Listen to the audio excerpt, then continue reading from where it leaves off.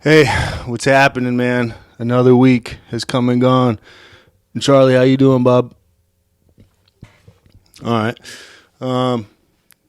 So what's happening, man? If you don't already, please follow, subscribe to the Treeline Podcast.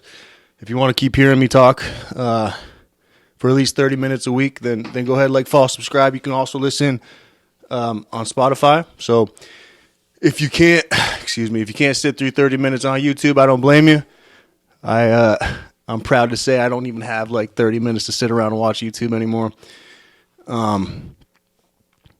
Listen on Spotify while you're driving, if you can. If not, hey, I get it, man. We can, it is what it is. If you don't like listening, good. If you do, please continue to do so. Like I said, follow, subscribe, Spotify, and YouTube. Anyways, hey, welcome to Treeline Podcast. This week was awesome. I got to do some work on a lake, which I've never done. So I've never had to take a boat to a job and then do a job and then take a boat home. That's new to me. If you got experience doing that, man, that's awesome. But I got family that got experience doing that. That's why I was allowed to ride along there. But it was awesome, man. I'm not going to say which lake. I'm not going to say any locations, like always. Tonight I am drinking White Claw. I have not drank yet today, so this is my first one. Loosen up a little bit. I'm trying to just be more comfortable on camera. As you know, me and Charlie, we're very new to the camera scene. Obviously, the camera likes him more. I've been hearing a lot of feedback about Charlie. And he doesn't do a lot of talking, which is great. You know what I mean? A co-host that doesn't speak too much, you can't beat it, bro. So Charlie's here chilling with me, man. Again, no treats for me when I got home this week. Again, if those of you that aren't tracking, so I work away from here during the week, and then I'm coming back on the weekends to spend time with Charlie, do the podcast, kind of decompress a little bit, relax. So that's I don't know where I was going with that, but that's kind of just the gist of my life lately. I'm pretty excited. My dad, he's passed away now since 2015. No, excuse me. 2015. I'm sorry. January 18th, 2015, I believe. But he left me a couple of things, not a whole lot, but he left a rifle for me. So I got a rifle. And I might participate in the hunting season this year. I look forward to walking in the woods, man. And so in the military, I walked in the woods all the time. We weren't shooting at deer, or any wildlife. We weren't supposed to be. So not that I know of any Marines doing that, but I've heard of occasionally deer running across the range and stuff. And before the range command, or what do they call those? Range commands, or whoever's speaking on that microphone, before they tell them to cease fire, people just try to get shots out at that deer. But anyways, I'm not saying names. I'm just saying I've heard stories like that in the past. I've never personally seen it, but I've heard of people saying they saw deer run across the ranges, and before the I guess range control. Before range control could tell them to cease fire, they were trying to fire shots at it. But I've had some incidences in training where I'm pretty sure we've been a lot closer to wildlife than, and that's the thing though, when you're training around Geiger and Lejeune, there's wildlife out there, and they know you're out there. I mean, you're out there 24/7 when you're in the field. So I remember one time specifically, I was in those of you that are familiar, it's a course called AIC, Advanced Infantryman's Course, and I remember specifically I was in charge of my small unit at the time. I think it was a fire team plus, so maybe a squad minus, something like that. So somewhere between 5 to 7 dudes, something like that. And we were sitting in a 360 just holding security. It was probably 3 or 4 in the morning. And we were doing I don't even remember the mission plan. I don't remember a whole lot of it. It was a long time. It was back 2013, 2014, something like that. And I remember it was super late, 3, 4 in the morning. And I was just kind of in the middle of the 360. As a leader, you typically find yourself in the middle, maybe with a radio, listening and stuff. And your leaders, your team leaders and stuff will set your your little Marines, left and right lateral limits, interlocking fields of fire with the other Marines around the 360. So they're all set in, right? And nobody saw anything, which makes me believe for a second that whoever was under me that night was sleeping, right? Which they shouldn't be sleeping when they're holding any kind of security. But anyways, something came running through the woods, and we could hear it. And it was running, and it was heavy, whatever it was, and it ran right through our little 360. And the 360 was probably, I don't know, 30 feet across at the most. So whatever it was just ran right through it.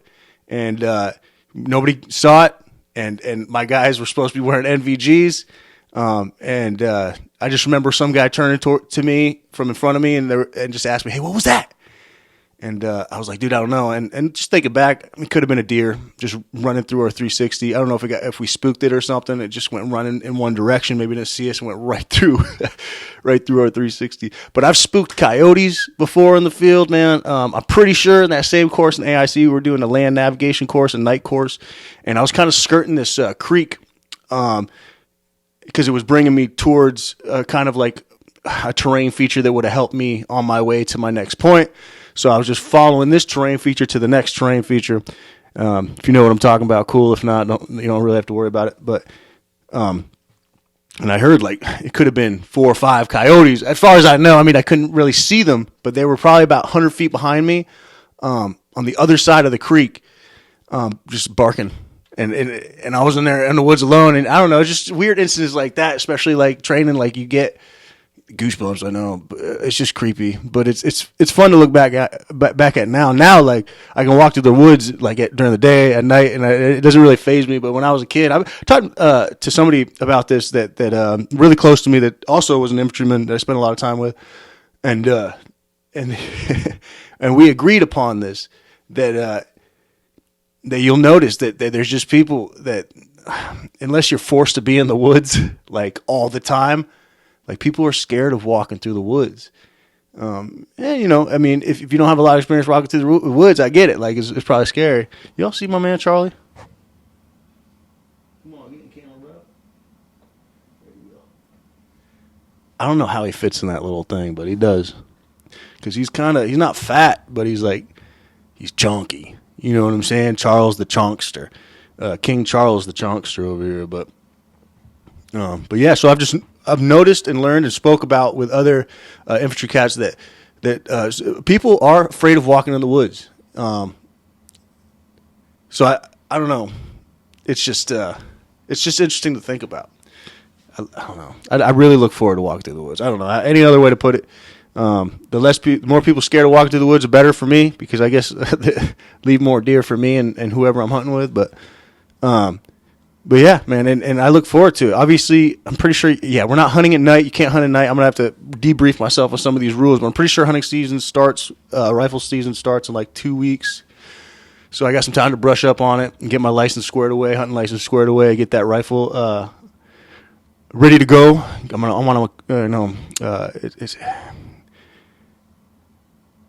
It hasn't been taken apart or cleaned for quite some time, so that's going to be my mission for the next 2 weeks. Get my license squared away and get that rifle squared away so we can get some meat, man. But I'm really looking forward to it. But yeah, so what else am I doing now besides the hunting season? Yeah, just still working and trying to learn as much as I can. It's not easy. I think it's just because I'm in my mid-30s, trying to soak up as much knowledge as you can. It's more difficult when you're older, I think, and it's just you got a thicker noodle, man. And it's sometimes when people are teaching you something, it has to be reiterated. It has to be taught again, or slowed down, or Barney styled for me, because my brain either doesn't function the way it used to, or those who around me function at a much different rate than I do. Either way, slowly but surely, I'm learning. Just different things about carpentry, for example, like the jacks and the kings on either side of a door, and then the headers that go across, and then like if an opening is less than 5 feet, you can do it with single jacks. If it's more than 5 feet, you got to use double jacks. Just like weird little things like that. It's like I'm learning slowly, But I don't know. I feel like I want to be 100% sure what I'm doing before I really take initiative on the job site, because it's so easy to fuck things up. So like, and those of you that know me know I'm pretty good at fucking shit up when I have to, or if I'm moving too fast, or if I'm just operating, then yes, But let's be real. Like you have to fuck up to get better. And it just sucks because in an industry like construction or carpentry, like every time you fuck up, it just costs money. But in the military, like we look at the 8 to 10 rule, or what was it? 80-20 rule, right? So like 100% of the time, you want to fail 80% of the time, so that 20% of the win, or 20% of the 100%. Excuse me. Let me break this down. The 80-20 rule. All right, looking at it as 100%. Okay, so 100% of the time, nobody wins 100% of the time. Okay, so it's, I guess, like the military broke it down, or maybe the CIA broke it down. I might have talked about this before on the podcast, but so basically about 80% of the time is fuck ups. So nobody's 100% of the time successful. About 2 out of every 10 times, so 20% of the time, you'll get success. But then when you break out those 20% into another 80-20, only about 20% of that last 20 is real success. So you can get successful out of the 100%. 20% of the time you'll be successful, but 20% of that last 20% is when you're really successful. So we call it the 80-20 rule. You want to fail in training. You want to train as much as possible. You want to fail as much as possible, because the more you fail in training, the more you fulfill that 80%, so that in theater you're more successful. That 20% you're more successful, right? But you can't really do that in construction and carpentry, because if you fail 80% of the time, we're talking about 80% of materials. We're talking about 80% of hours worked. We're talking about money, real money here. And I'm not saying that there's not real money involved when you're training in the military, but the taxpayer, I don't know if they see it. We certainly don't see it. You don't see a lot of money, but you do. All I know is that you have to fail in training. You want to fail. You want to fail. That's how you get successful, is learning your mistakes, learning from your mistakes, right? It's difficult when you're trying your best not to make any mistakes because they cost money. So, like I said, when I mean taking initiative on the job site, I don't want to think I know what I'm doing and then fuck it up and cost the company money, right? So, what I want to do is know exactly what I'm doing, right? And hopefully learn about the fuck ups from those teaching me, so I don't have to experience that myself, right? And waste money myself, or lose money for the company myself. So it's weird learning a trade in that sense, because every fuck up you make, although you want to fuck up, the only way you're going to get better is to fuck up, right? To learn from your mistakes, you have to get better at them, right? So the only thing with trades is, in order to get better, you got to fuck up, but every fuck up costs money. And the whole reason of being in the trades is to make more money. So it's it's like a fucking, I don't know. It's just it's hard to explain, but I guess that's what I'm coming to terms with is I don't want to, I guess when I say take initiative on the job site, I don't want to be the one that's like, okay, this is what I'm going to do without being told to do so first, because what if I miss a step, or what if I cut something too short and then we're fucked and we got to get more material, or whatever the fucking case is. I've already fucked up a couple of things, like inching a board, you know what I mean? And it's just you got to sit back and be like, okay, even if the board's like $10, right? However long it took me to get the measurement and cut it, it's all wasted now. It's all gone, because we can't reuse the board if you cut it too short. It's just there's no fucking real thing as a board stretcher. As much as my dad used to make me look for them on the job site when I was a kid all the fucking time, there's no such thing as a board stretcher. So, I don't know. It's some weird things I'm learning, man. I'm taking it slow. Like I said, I don't want to fuck up. So I want to cost the company money. I want to make money for the company. I want the company to be successful. Because if the company's successful and I remain a part of it, then hopefully I become successful with it. So, but yeah, that's just my life right now, man. But that's during the week. And then the weekends I come back here and I kind of, like I said, decompress, spend time with my cat. And I don't think people understand, man. My fucking cat is probably, besides family and work, my main focus is to make sure he's happy. I don't know. I feel like he got me through a lot of depression and sadness in Florida. And he spends probably more time alone than I do now. And he doesn't seem alone or depressed or anything like that. He seems happy, cuddly, as always. When I'm here on the weekends, I try to spend as much time with him as possible. Look, man, I'm a grown ass man with a cat, and this is just like issues I run into. But yeah, eventually I want to start getting him more used to the truck. And he spent like 22 hours in the truck in a little carrier.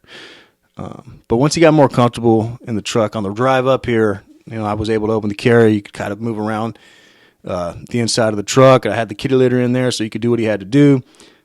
So I know he can tolerate a ride. As far as him being comfortable, I don't know how comfortable he is about it yet, but it'd be super cool if he was excited about it. I got a harness for him. I used to force him to go outside with me in Florida, and he wasn't like super stoked about it. And here he's like even less stoked about it. So he's not an outdoorsy dude. He's like my opposite. He's like an indoorsy cat.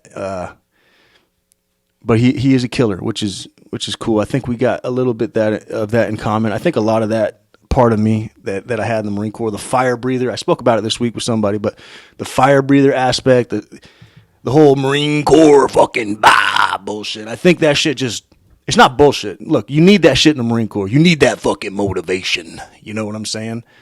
I just found myself in the civilian world not using it, so it went away. And now I'm doing like trades work. And let me tell you something, man. These tradesmen are freaking, they're just as infantry as most infantry. I mean, I love them. They're vulgar. They're badasses. You know what I'm saying? They shoot the shit. They talk shit. They talk trash. You know what I'm saying? Like I don't know. It's just, it reminds me of the environment of the infantry. So like, obviously I'm comfortable there. It's just, if I feel like I shut that door of that personality a long time ago, but I'm trying to bring it back. It's a little awkward. It's a little, it's not what it used to be. And I think whatever it becomes, that old personality might just be gone. So who knows what I become, man, after a few, maybe 5-6 months in this construction industry. It'd be nice to see if Corporal Murray came back alive and started breathing fire again. I remember great times to where my life wasn't even so stressful, but I still loved being a fire breather. But I also remember very stressful times in my life that were depressing, and I was a fire breather. Don't know if that helped or made it worse, but I think it'd be cool to see a little bit of that Corporal Murray come back out. Fucking shit. Those of you that really know me, fucking Private Murray at some points, it'd be cool to see that guy come back out. That was a good man. I hear about that man a lot.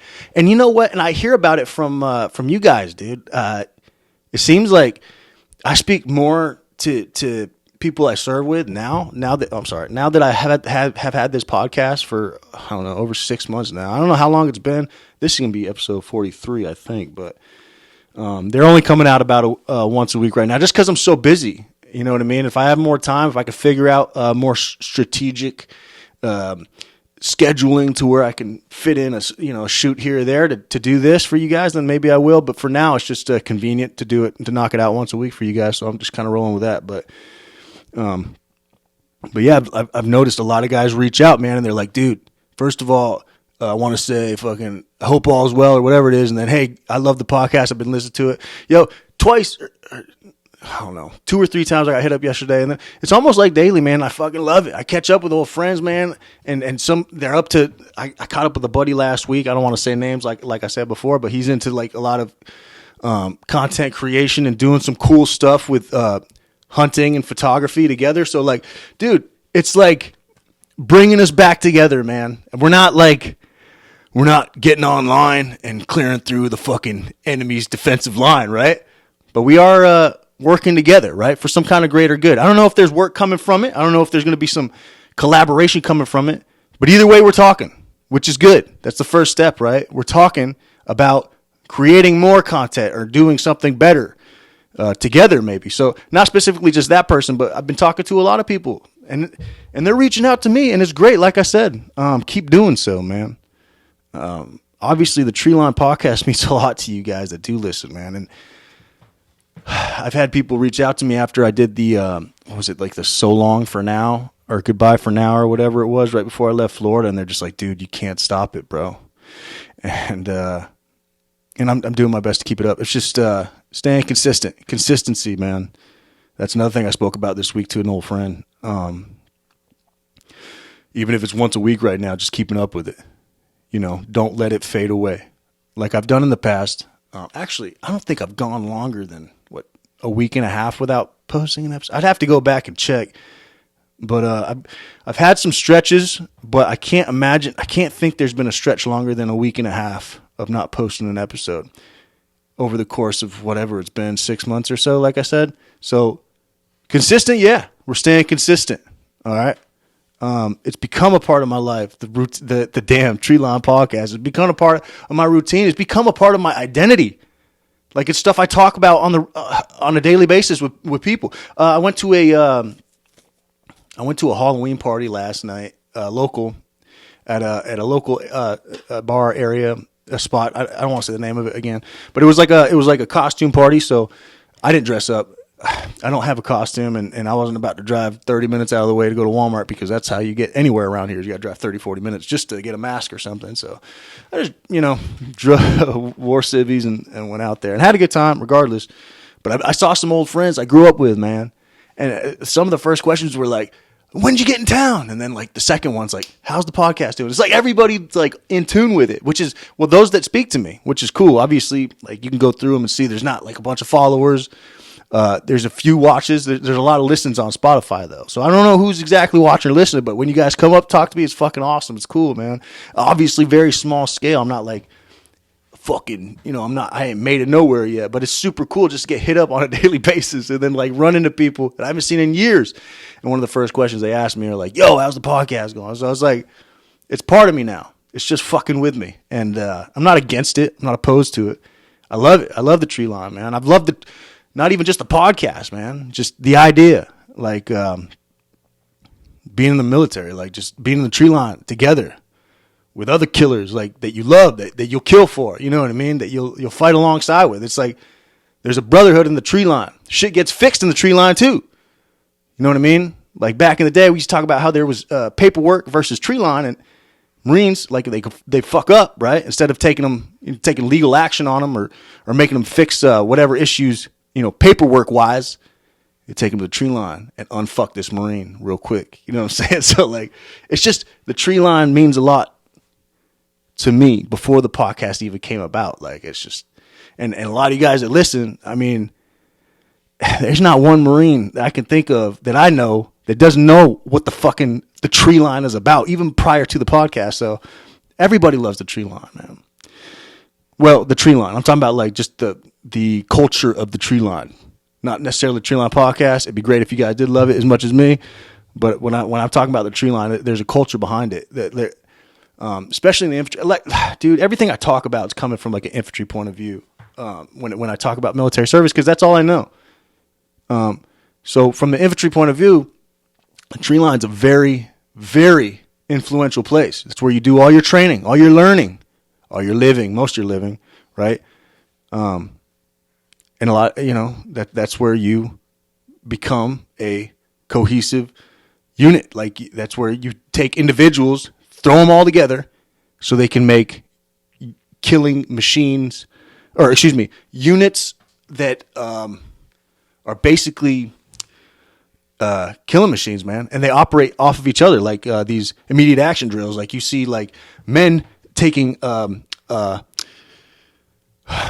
individual action on the battlefield, and then other men going off of that man, like it's a fluid action. So like I don't know. In the Treeline, a lot of shit gets done. A lot of training happens. A lot of Marines get fixed, and units get created. Cohesive killing machines get created, and the Treeline's a fucking culture, man. That's all I can say about it. And I couldn't, like, when I first put this shit together, Treeline just hit me. The name just hit me. I was like, Treeline Podcast. There wasn't a second name. There wasn't one that I thought of beforehand. It's like the Treeline Podcast is the name I came about first, and it's been stuck ever since. So I'm not pulling it. Obviously, it's a fucking Treeline now, but I'm saying, like, it came from a culture. It is a culture. Before, during, and after this podcast's existence, the Treeline will remain a culture. To those, especially in the infantry. So I love you guys, man. I just want to say that again. I want to reiterate, man, how much it means to me that you guys reach out, stop me at a bar or whatever it is. Fucking God, man, it just makes me feel like this does help people, man. I get like I get emotional texts too, man. Like people are going through it. Y'all grunts go through it regularly. Fuck, man, I go through it regularly. This is therapeutic for me, but apparently it's therapeutic to others too. So something's coming from this, man. I don't know what it is, but it's not negative. It's not bad, and it can only add to the tree line culture, right?